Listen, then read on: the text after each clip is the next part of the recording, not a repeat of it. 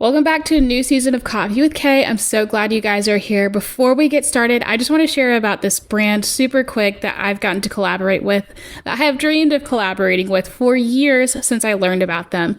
They are called Vintage Boho Bags. Now, if you follow me on my Like to Know It app, I've newly updated it and started engaging on it again. You'll see that I have a little tiny secret, okay? I like designer bags, guys. I'm kind of ashamed to say it, but I really, really do. But the awesome thing about vintage boho bags is that I can enjoy luxury designer bags in an incredibly eco-conscious way. This brand totally aligns with my platform and my page. You know I call myself the thrift queen. You know I never pay full price for anything, including a custom vintage bag. So what Vintage Boho Bags does is they salvage old designer bags that are like dilapidated, are falling apart, are incredibly damaged, and they redo them. They revamp. They make them really boho, really cute. So you'll find the link to Vintage Boho Bags at the bottom of these notes so you can shop using my referral code. I make a little commission, so thank you in advance. And you can also enjoy the beauty and sustainability of shopping secondhand luxury through Vintage Boho Bags. Now, back to the good stuff. Enjoy the show. Welcome to Coffee with Kay, where we're going to make sure the coffee is always served strong, but it's also going to come with a side of truth, and that's truth with a capital T. The truth of God, that is. I'm here to equip and encourage you, Saint. Yep, that's right, you. And if you're not familiar with the sainthood, I want to teach you what it is, and I want to invite you to the family. So, let's get right into it. Monday, happy days. Tuesday, Wednesday, happy days. Thursday, Friday, happy days. The weekend comes, my cycle hums, ready to race to you. Monday, happy days. Tuesday, happy days. Monday, happy days. Tuesday, happy days. Holy cow, season 4 of Coffee with Kay is here, and I really can't believe it. I can't believe that I have been doing this podcast for 4 years. I don't know where the time has gone. I've really missed doing this as frequently as I used to when Coffee with Kay first began. But you know what? We are here. We are starting fresh. We're starting anew. And hopefully, I really don't want to make any promises because my life has just been so unpredictable the past couple years. But hopefully, I will actually get to start releasing weekly episodes again. I am so excited for that possibility. Again, not going to hold on too tightly to hope, but I'm really hoping. Nonetheless, welcome back. Welcome to season 4. I'm really tired, so bear with me, but we're going to push through these and they're going to be so fun. So this season, if you have been on my social media page, specifically my Instagram, that's where I'm the most active, you'll probably, hopefully, have seen that my plan for this upcoming season is called An Ode to My 20s. I was supposed to start this months ago. This summer I got super sick, and as of like late August, I finally started feeling better again. And getting my head back on and just kind of getting my life reorganized again. So I'm a little delayed, especially now that my birthday is 2 weeks away, my 30th birthday. So my whole idea for this podcast did not work out like I wanted, but it's okay. I decided I'm still going to do it, even if I do it into the first half of my 30s. We're just going to roll with it. So I've been brainstorming in the meantime what topics, what guests, how I want to tailor this season, and I just want to loosen up a little bit. I think it's a fun fact about me. I think I'm really funny, and I don't have a good filter. I have a really poor filter, honestly. But I've tried really hard with this podcast to be appropriate and just kind of mature, and I think that that's exactly what I wanted the first however many seasons of this podcast.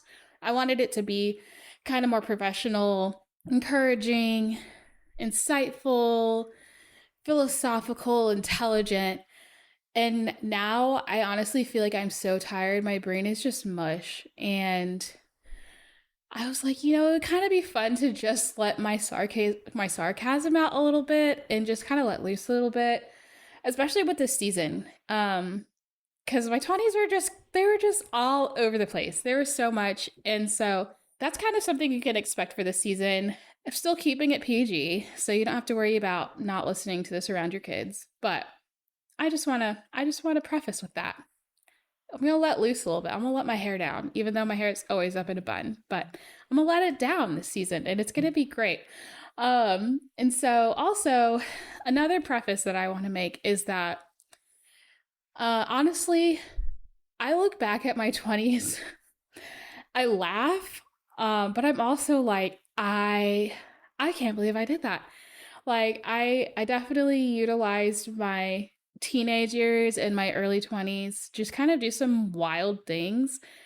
And I love telling some of my old stories. There's so many things that I'm not proud of, and there's so many things that I'm like, I cannot believe I did that. Like, what was I thinking?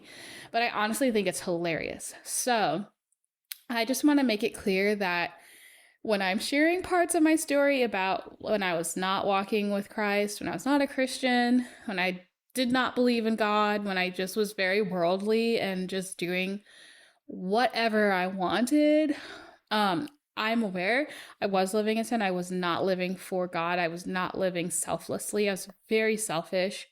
And I also want to just say that I'm not trying to glorify those days. Those were not my glory days. If anything, these are my glory days, and I'm just at the cusp of them. I really believe my glory days are going to come when I'm like 70 and 80 and about to die.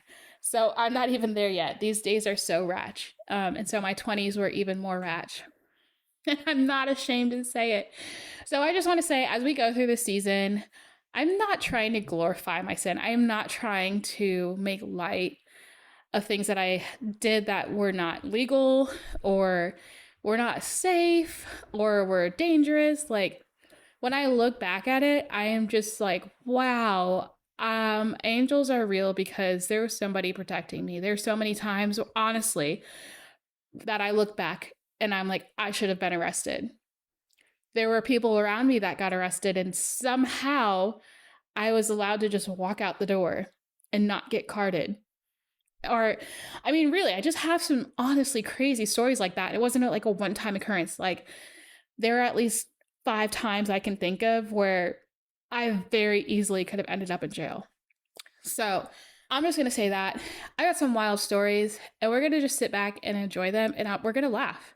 And I don't think I'm going to cry. I really hope I'm not going to cry about anything, but we're just going to enjoy them. And hopefully, maybe it'll encourage you to just think back on your 20s, or if you're in your 20s, thinking about how you want to spend them, and what you want to get out of your youth.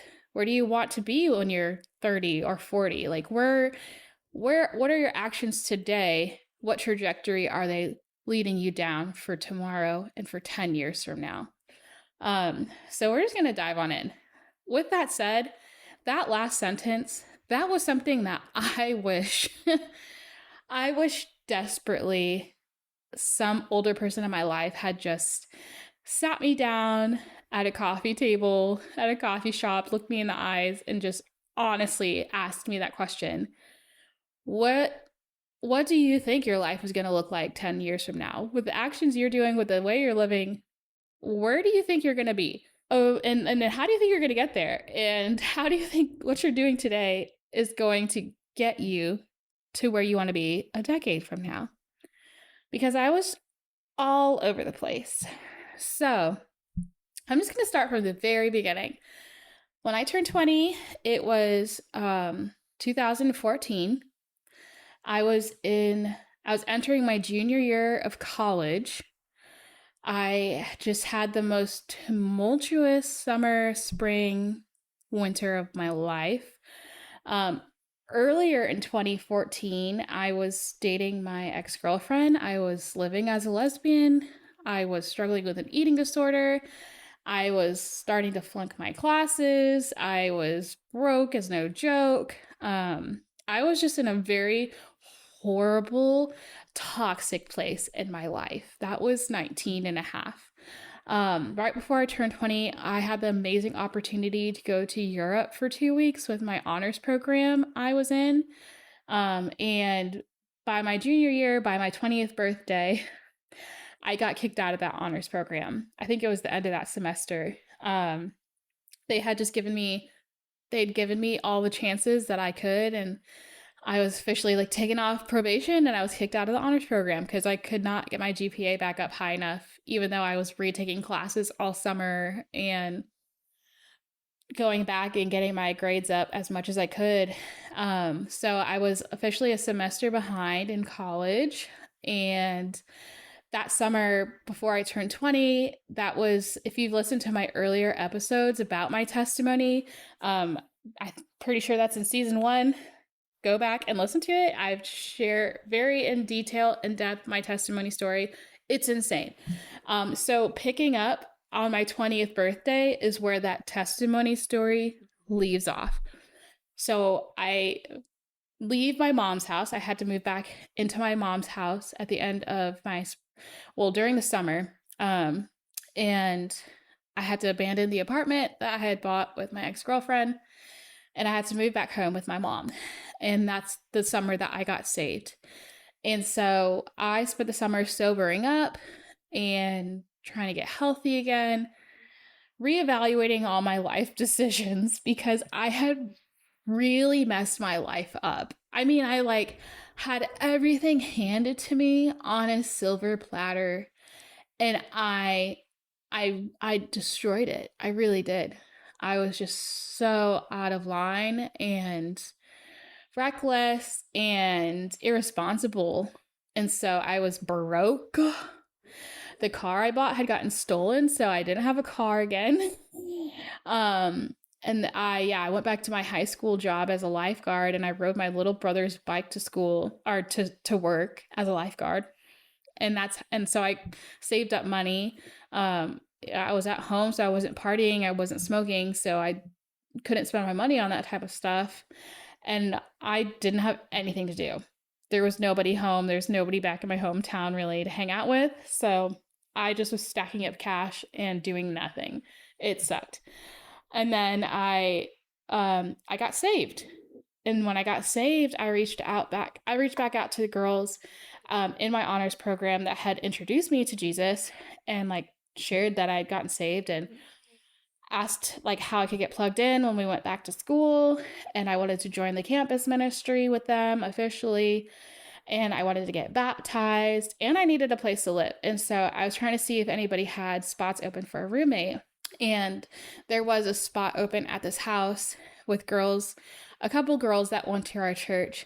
And it just kind of people had been living in this house for years, and they just kind of switched and rotated through girls as the years and the semesters went by. And they happened to have an open room, and I didn't know anybody. But it was a room. It was $250. It was this 4-bedroom something. It was a pretty big house. It was definitely over 2,000 square feet. And it was $250, and it was a rickety old house. Our backyard was literally the train track. And so when I first went and saw the house, they're like, "Oh yeah, by the way, the train's gonna go by and it's gonna be really loud." And they were like, "Okay." No, it was really loud, and it would make the whole house shake. But we got used to it. You get used to it and you don't wake up from it, and it's just white noise after a while. But it was very college-y. So I went to Texas Women's University in North Texas, in Denton, Texas. So that's about 45 minutes, an hour north of Dallas, Texas.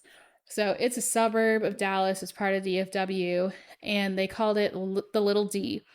Dallas is the big D, Denton's the little D, but all the other tagline for Denton was "Keep Denton Weird," like Austin, Texas. So Denton was like a mini Austin. That's what it's called out here too. So in big old conservative boot stomp in Texas, when you think about it, Austin and Denton are these little tiny blue liberal pockets. So it's kind of the place to be if you're in college, honestly.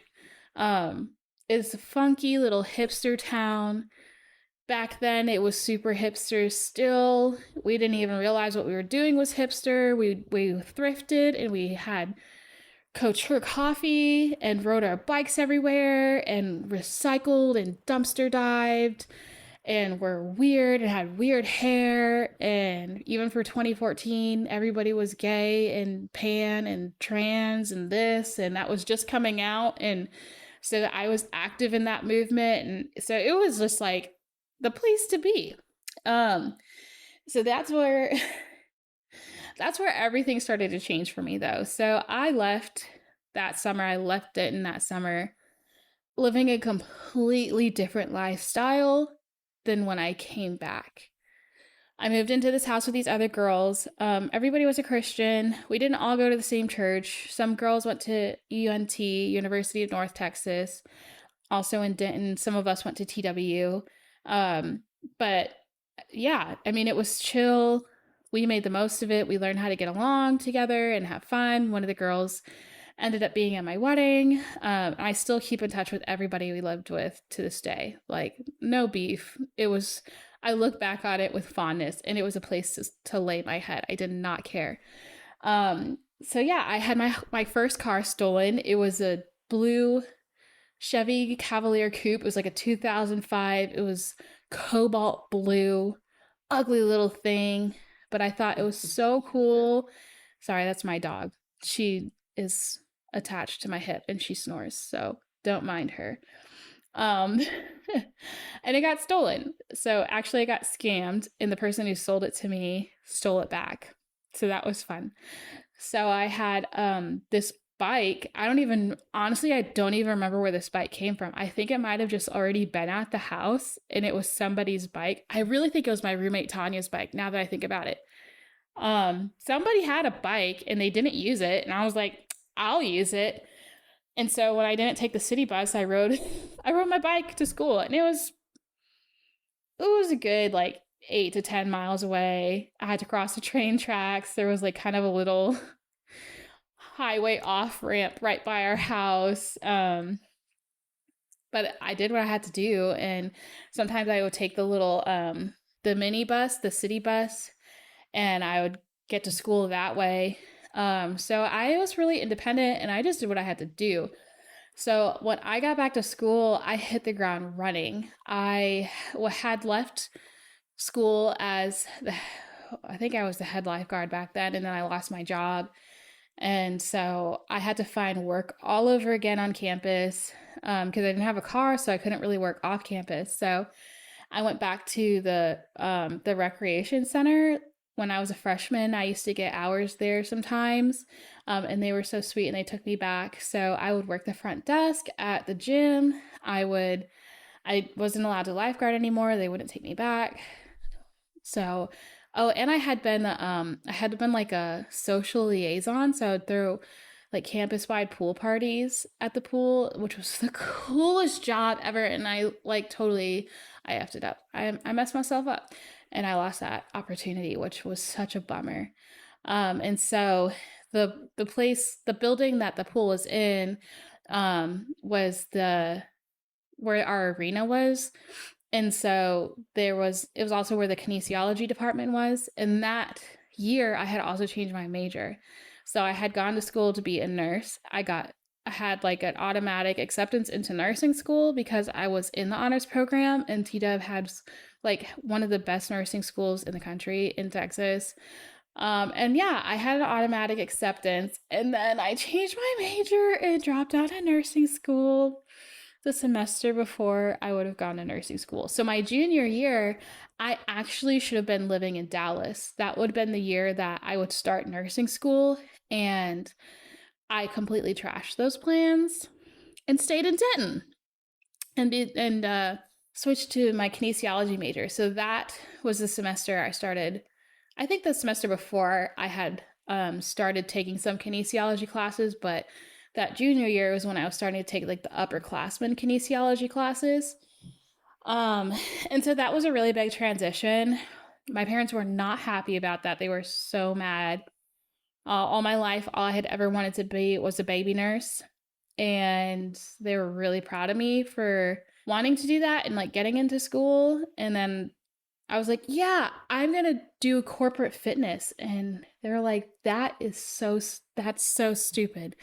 Please don't do that. That's really dumb. And I did it anyway. It was actually a really hard degree.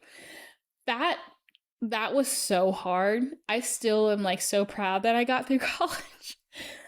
Because now you see I'm a writer. I love to write, I love to blog, I love to use my words and be creative. Science is so second nature to me. And kinesiology is a ton of science. You're still learning like about anatomy and physiology and how the body works, and you have to know every like down. I had to learn about ATP and energy production and how your cell transfers energy from food to blood to water to oxygen and mitochondria and DNA and amino acid, all that stuff. It was so hard. I had to learn like cardiac science, and so everything about the heart, and learn how to read EKG charts and be able to identify different like heart abnormalities from EKG charts just looking at it. And it was so hard. But I did it. I did it. And now I don't use it. I used it for like a blip in the matrix, but I don't really use it now. But it was cool. It was a challenge. So, yeah, I'm going back to school and just literally starting over. I had let a lot of my old friends go. I kind of became more of a recluse because I was really ashamed of all the stuff I had like built up a little reputation for. And it was so awkward to go back to school and people be like, "Oh, how's your girlfriend? Where's your girlfriend? You guys are always together now. Where's your girlfriend?" And I'd be like, "Oh, I don't know. She's not my girlfriend anymore. Okay, how are you? How's your summer? Please stop talking to me." It was so awkward. Um and trying not to be known for that. So having like other girls on campus still hit on me or still try and catch my attention, and me trying to like be like, "No, like I'm not like that anymore." And that was not a thing in 2014, y'all. Like, that is a thing now. You can go on YouTube and look up detransitioners and like ex gays, and there's a little community of us now. But then I did not know anybody else like me. It was like I had abandoned the posse. It was criminal. And it was so lonely. It really was. And so a lot of people in the church community, they really didn't know that about me unless I told them, or like unless they were in my honors program or like in my dorm and knew that and knew me from beforehand. So it was kind of easy to slide into that community and not feel so like judged or condemned. But I ended up having like a ton of anxiety and depression after that relationship. It was a really toxic relationship. It was abusive. And so I had changed a lot. And so making friends was not as easy as it had been for me. And trusting people wasn't easy for me anymore. Opening up to people was really challenging. So I had a lot of new issues that I was not expecting to have. And I was doing like on campus counseling, which was great. I'm glad it was there, but they were not really helpful. Like, it was just really worldly counseling. And I always felt like like my counselor kind of just tried to tell me what I wanted to hear versus actually trying to get me to see the big picture of my life and encouraging me to do better. And so I was just really struggling, and I was really lonely. Like, I wasn't really friends with my roommates yet. And I just didn't know who I was anymore. And I remember I had started dressing differently.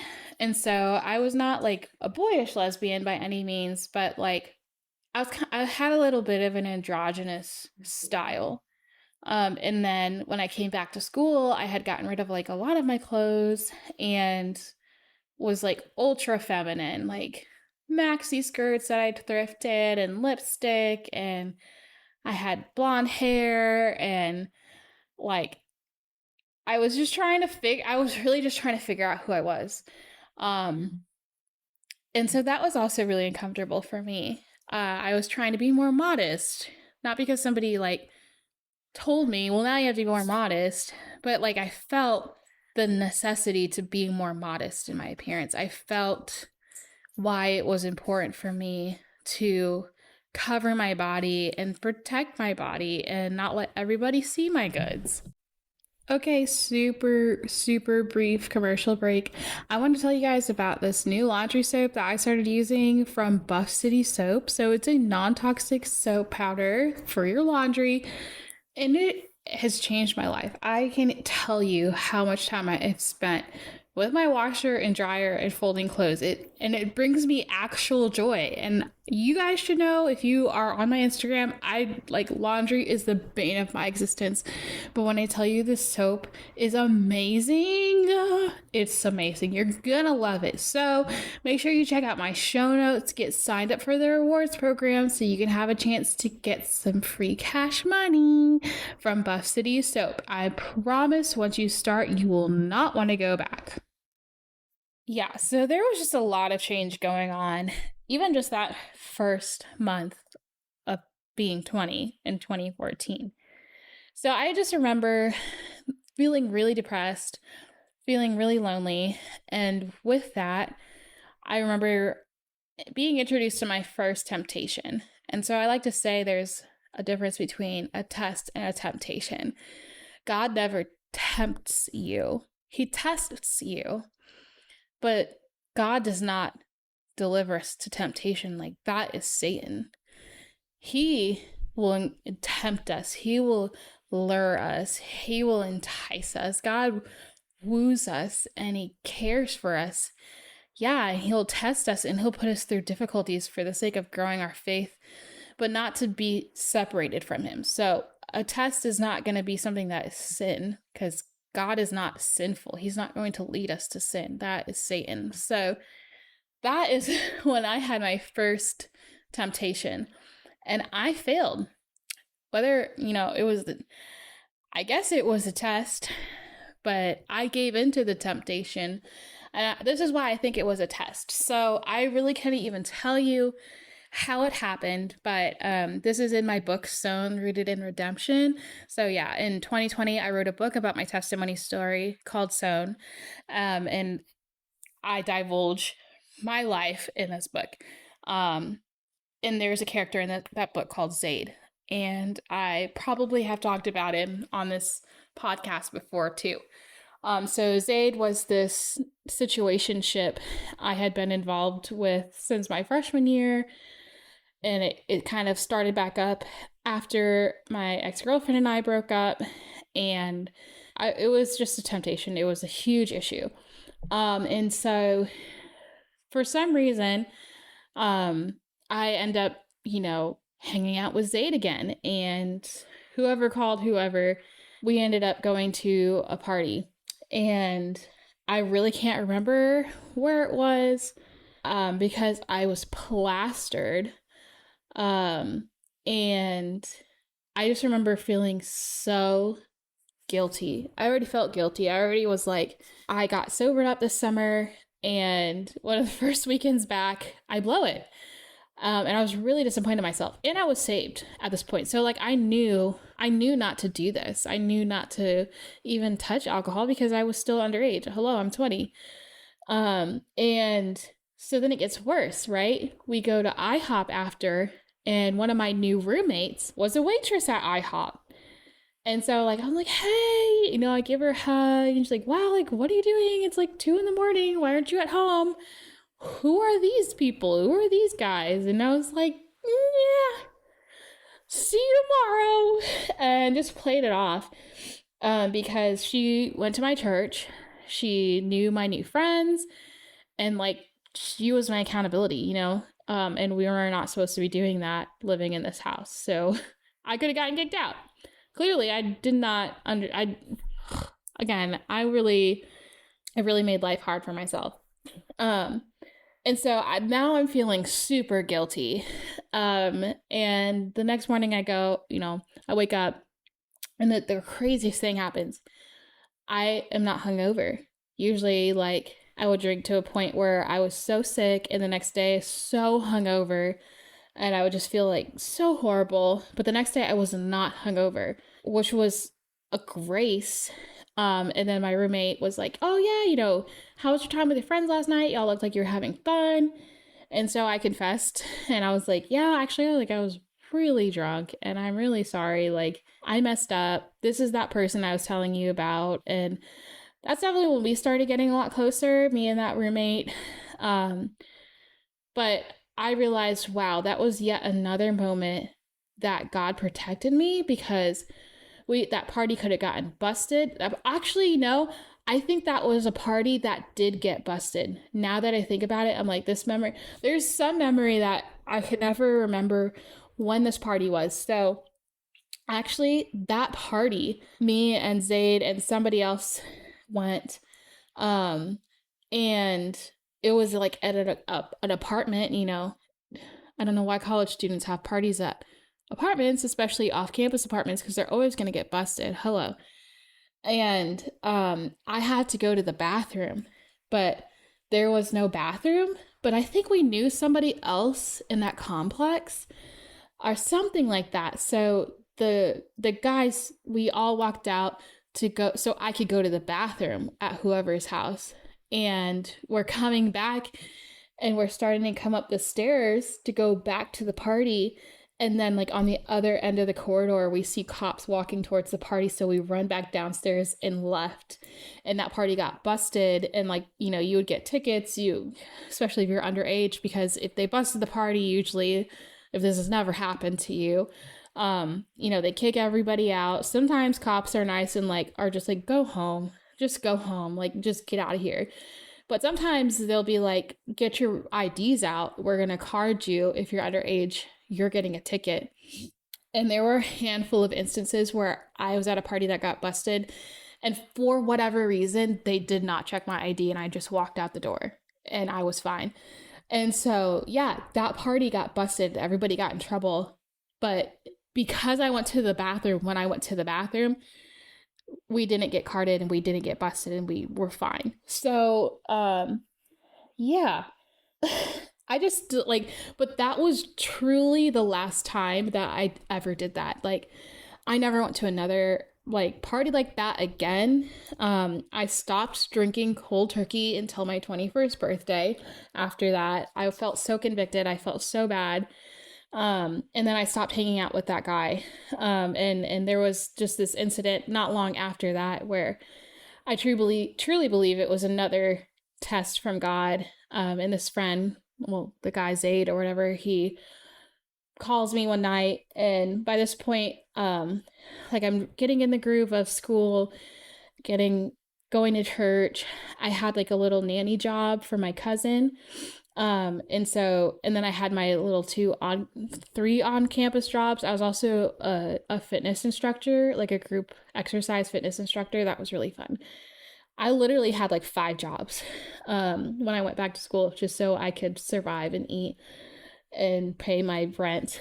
So yeah, that guy calls and he was asking for advice and telling me that, like, this friend had offered to do hard drugs with him, and none of us in our friend group had ever done that, and that was kind of like a no-brainer, or so we thought. And now it was becoming an option, and I was just really serious about not getting in trouble and not breaking my sobriety.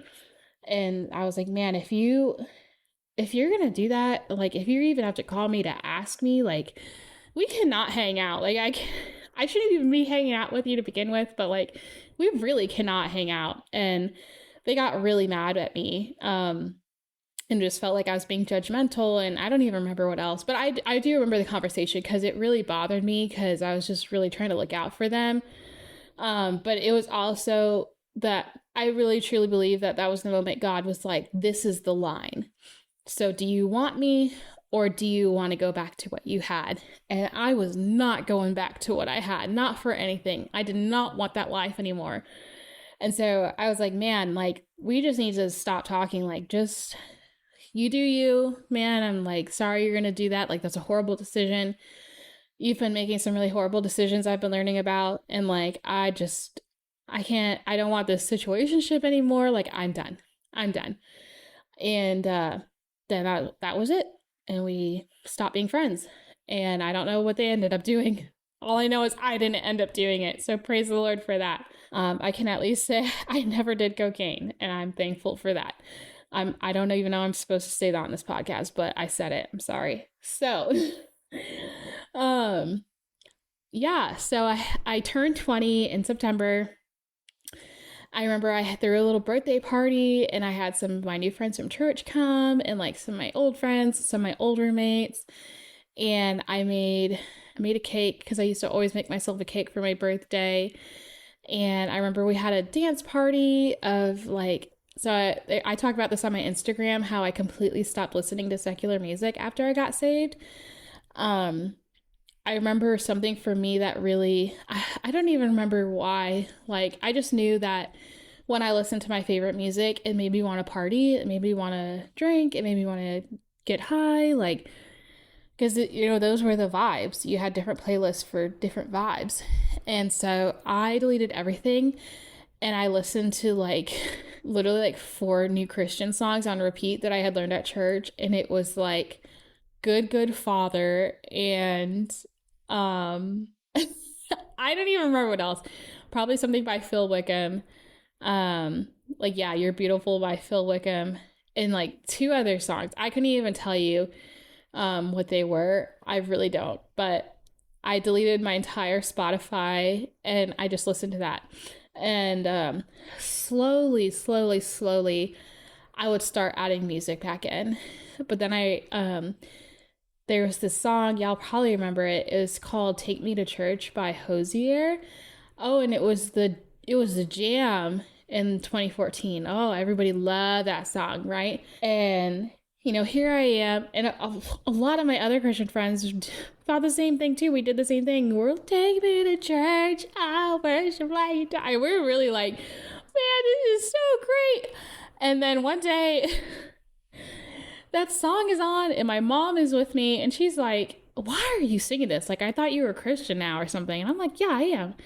It's a sweet song. She was like, you don't know what they're talking about, do you? And I'm like, what do you mean? What do you mean about taking me to church? She was like, listen to the song. Like, listen to it. And I listened to it, and I'm like, yeah, okay, what? And so, I pull up 2000s, and I look it up on Lyric Genius, and then I realize what this guy is talking about. And then I was like, nope. Back to my 4 songs. Like, clearly I cannot, I'm not responsible enough for this. And so, yeah, I had really liked techno and stuff. I never raved or anything, but I really liked techno. But I also knew it was meant for raving, and it was meant for tripping and listening to. And I just was like, I was just very protective of myself. But I found this techno Disney playlist, and I listened to that thing on repeat and all the time. Oh my goodness, for like a year. So that's what we listened to at my birthday party. My 20th birthday was techno Disney, and somebody had a strobe light and we danced. And I don't remember what else I did, but that was it. And that was a very different birthday for me. I had spent my college birthdays at the club with exes, at parties, drinking, like, so for me to do that was such a huge switch of a flip. And that's when everything changed for me, was that birthday. The next month is the month that I ended up getting baptized. But it's also the month that I really felt like I was starting to come out of my shell and just learn who I was as a person again, without all those other things attached to me, of just being like, okay, I'm Kiri. I'm not drugs. I'm not drinking. I'm not partying. Who am I? And so trying to find that identity through the lens of scripture, and then in a safe environment for once, was it was turning a new leaf. It was starting a new chapter. It was a completely different life change. And I just remember too, like, I was very lonely. I was very depressed. I was having such a hard time grasping this wild new change. And I remember that October, September, having this moment where I was finally like, okay, God, like, I want you, but I don't want this. I don't want to be lonely. I don't want to be scared to, test my wings. So, like, just help me test my wings, help me fly, help me not try to be somebody I'm not, but just be the new me. And I just remember reading a psalm. I really can't remember which psalm it was. I know I could find it because I made an Instagram post about it. And I read it, and I just had this like burst of confidence where I just really felt like I can do this. I'm going to figure this out, and I'm going to be okay. And that's truly when my life started to change. So I'm going to stop there. That's just my introduction into my 20s. My 20th birthday was so interesting. It was just so crazy because I genuinely left school.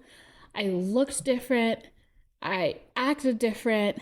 I dressed different. I did everything different. And then I came back and it was like, who are you? Like, why are you faking? Like, why are you being such a poser? Like, what are you doing? And I was genuinely just like, bro, like, I changed. Like, I don't know how to explain this to you. I didn't ask for this, like, I mean, I got desperate. I didn't think it was gonna work. I didn't think that that man upstairs was actually gonna change my heart and my soul and convict me. But it was such a day and night difference that there was no way you couldn't tell that something amazing had happened to me. I just don't even know how to like, you had to be there. I think it's hard for people who've met me and befriended me now later in my life, especially since I've gotten married and had kids, to conceptualize just how out there and like wild and out I was my early college days. And then the friends that have stuck around, that were around for that, can attest to that. And so, yeah, I give an ode to my 20s because it was an incredible time of change and self-reflection. It was a little delayed. I wish I had gotten to realize a lot of these things when I was like, I don't know, 17 or something, before it could have had such catastrophic repercussions. But, whatever. And yeah, it set me on the trajectory to where I would hope I would go over the next decade. It set me up to be in a place where I could actually think about my future and have decisions instead of just being so recklessly wild and foolish. And so, yeah, the next episode, I think you guys are not going to want to miss this season. Honestly, as I'm starting to piece it all together and share these stories, I'm just like, wow. Yeah, I couldn't have seen a lot of this coming. But after that birthday, after my 20th birthday, I started getting really serious about my life's trajectory, where I was going to go.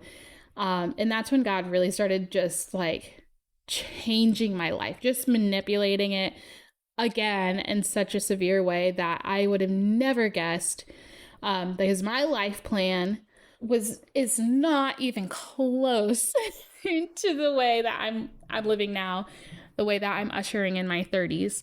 And I'm thankful for it. But there's also some things that I definitely mourn. But then there's also a lot of things that I recognize is, wow, this is the path set before me. This is what God wanted me to do, because clearly, like, this is not what I wanted to do. This was not my plan. But like, praise God that He put me back on track, that I could live out His plan and not have ruined His plan. So, with that said, episode 1, An Ode to My 20s, T minus 14 days until my 30th birthday. So, I hope you stick around for this season. It's going to be wild. And I also am going to have some guests intermittently this season, just sharing stories from their 20s, because I really want to give ear to all the different lessons and experiences that people have had in their 20s, because they could just be so wild.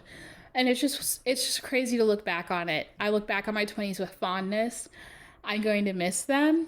I've had a whole year to get used to the idea of growing up. And I'm grateful. I'm thankful. In the Bible, in the book of Proverbs, there is a proverb that says that I can't think of the specific words nor the specific chapter and verse, but I know you can look it up. You can do the Google. I trust you. But there is a proverb that says that, like, growing old, gaining age, gaining wisdom is a blessing. And I think I had a friend send that to me. And I really took that to heart because I was really mourning turning 30, y'all. Like, I wasn't ready. I'm feeling a little more ready like I said, as I've been planning out this podcast and just thinking about my 20s. I have done a lot in my 20s. Like, it has been a very full decade. And so just having a lot of grace on myself that even if I didn't end up where I thought I would be or wanted to be by the end of my 20s, like, I've definitely lived them to their fullest, and I can look back with no regrets. So with that, I am gonna sign out, and I'll see you guys next week for episode 2. Goodbye, gray sky, hello blue. There's nothing can hold me. There's nothing can hold me. Goodbye, gray sky, hello blue. There's nothing can